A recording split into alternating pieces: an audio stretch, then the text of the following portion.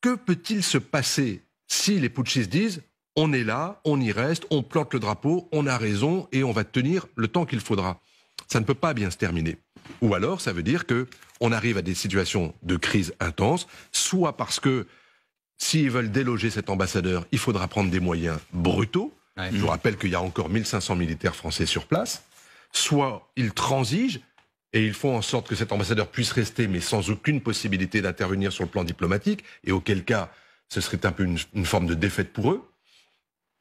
Soit la France elle-même décide de partir, d'éteindre la lumière et de dire « vous voulez les clés, prenez les clés, débrouillez-vous tout seul ». Ce n'est a priori pas du tout le chemin choisi par Emmanuel Macron hier, on l'a compris très nettement dans son intervention. Alors, nous allons revenir au cas de M. Ité dans quelques instants, mais avant ça, il a été question, Nargis, d'évacuer le président Bazoum quelque temps après sa destitution. Oui, exactement. La France aurait été sollicitée pour libérer donc le président du Niger, Mohamed Bazoum. Ce sont des informations de nos confrères du Monde. Fin juillet, des proches du chef de l'État nigérien avaient demandé à Paris d'intervenir militairement pour mettre fin au putsch. Le général Trinquant, ex-chef de la mission française auprès des Nations Unies, revient justement sur un épisode décrit par nos confrères du Monde. Ce sont les échanges entre les proches du président Bazoum et Paris. On l'écoute. Le président Bazoum aurait demandé s'il pouvait avoir de l'aide. Donc naturellement, les militaires préparent, c'est leur travail, hein. Ils préparent un plan et disent on est capable, on peut le faire. La France dit on n'agira pas tout seul, il faut forcément qu'il y ait des forces nigériennes avec nous. Il n'y avait pas de Nigériens, donc la France dit je ne fais pas, mais en plus le président Bazoum au dernier moment a dit non je ne veux pas, probablement parce qu'il ne voulait pas être remis en place par les forces françaises. L'enjeu maintenant, Soisy, c'est aussi la sécurité de notre ambassadeur. Le Quai d'Orsay est évidemment sur la même position qu'Emmanuel Macron. Oui, parce qu'il y a la sécurité de l'ambassadeur, il y a les enjeux. Des enjeux qui sont énormes. C'est-à-dire que là, on assiste à un basculement depuis quelques mois, quelques années en Afrique. Le Burkina Faso, le Mali, le Niger. Donc pour Emmanuel Macron, à la fois, c'est nécessaire de dire ce qui a été fait, c'est-à-dire ce qu'a permis de faire la France, c'est-à-dire d'éviter, et on voit bien d'ailleurs ce qui est en train de se passer, c'est-à-dire d'empêcher que le grignote dans cette région, en particulier dans la région des Trois Frontières, où il y a énormément d'activités terroristes islamiques.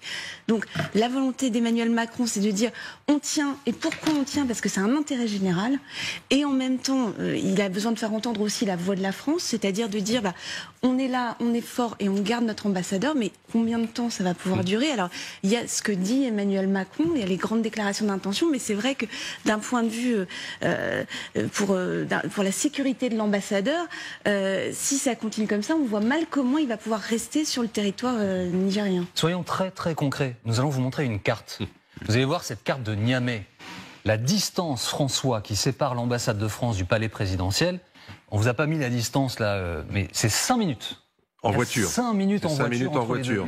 Mais si vous poursuivez cette route-là, qui est le boulevard de la République, hein, si vous le suivez un tout petit peu plus vers le sud, vous avez aujourd'hui 17 km entre l'ambassade de France, où se trouve l'ambassadeur, et la base française qui se trouve à côté de l'aéroport avec 1 millier d'hommes en Pérou. Combien de temps peut-il tenir? Combien de temps M. Ité peut-il rester à l'ambassade alors que la junte lui demande de partir? Mais ça dépend dans quelles conditions. S'il a liberté de mouvement et liberté de circulation, à ses risques et périls, puisqu'on a vu qu'il y a eu quand même des manifestations, y compris parfois très, très brutales, hein, de l'opposition anti-française à Niamey, c'est compliqué. S'il veut rester dans son ambassade comme dans un bunker, il le peut, à condition que les autorités nigériennes n'appliquent pas un scénario d'isolement, de blocus, par exemple en lui coupant l'eau ou l'électricité et ses communications. Et à ce moment-là, ça devient quasiment impossible. On a déjà un ambassadeur qui a vécu ça. C'était en 2020, au Venezuela. La France avait reconnu l'opposant Guaido comme étant le représentant légitime du Venezuela.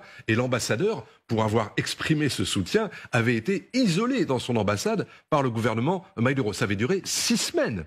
Autrement dit, peut-être que ça peut servir d'exemple. 6 semaines. Parce que généralement, dans une ambassade, tout est prévu pour ce genre de cas. Hein. Il y a des plans de contingence. Donc, c'est compliqué, et c'est compliqué aussi à Paris. On le dit, enfin, Soisic le dit.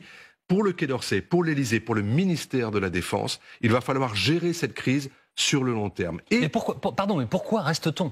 Pourquoi est-ce que la France dit « nous restons au Niger » ? Mais parce que pour les mêmes raisons pour lesquelles on est intervenu dès le départ, c'est-à-dire pour protéger cette région de l'installation islamique. Les choses sont aussi simples que ça. On a réussi à le faire au Mali jusqu'à ce qu'on s'en fasse expulser par des putschistes. On a réussi à le faire au Burkina Faso dans les mêmes conditions. On a réussi à le faire au Niger. Ces pays coopéraient ensemble, avaient même des patrouilles conjointes. Et il reste le Tchad. Et le Tchad, c'est un pays voisin, on peut peut-être le voir sur la carte, où c'est aussi également compliqué. Le président Macron a soutenu l'arrivée au pouvoir du fils d'Idriss Déby, qui était dans des conditions, disons, pas très constitutionnelles. Et combien de temps ça peut tenir, alors que lui-même est en difficulté avec une opposition elle-même soutenue par les Russes? Ça fait une bande latérale, là, vous partez Mali, Burkina, Niger, Tchad, Soudan, où il y a des civils, qui est un facteur d'instabilité. Et effectivement, si la France a décidé de défendre ses intérêts dans cette région, et elle peut avoir des intérêts, c'est tout à fait légitime, c'est dans le cadre d'une espèce de projeté, c'est-à-dire au fond pour fixer, si vous voulez, les forces hostiles qui ensuite sont susceptibles de commettre des France.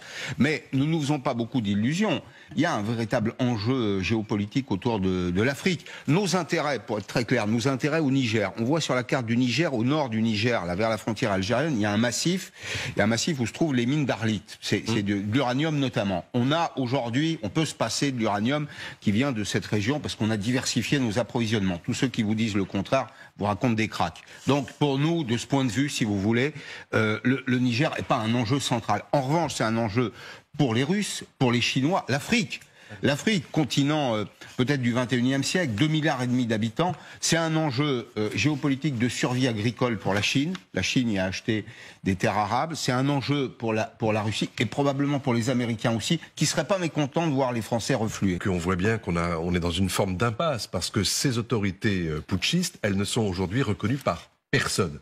Ni par l'Union européenne, on vient de le voir, et avec quelle force hier, c'est quand même la porte-parole de Josep Borrell qui s'exprime en son nom pour affirmer le plein soutien à l'ambassadeur de France, autrement dit, à la position française dans cette crise. Mais c'est également le soutien des États-Unis, même si, encore une fois, chacun a ses méthodes. Mais il est clair que les États-Unis ont dénoncé ce putsch et ne sont pas d'accord avec la façon dont les autorités militaires veulent conduire les affaires qui arrivent. Mais c'est aussi un putsch qui a été condamné par les Africains eux-mêmes. La CEDEAO, l'organisation régionale dont fait partie le Niger, a condamné ce putsch et menace même d'une intervention militaire au cas où les putschistes ne rendraient pas le pouvoir aux civils.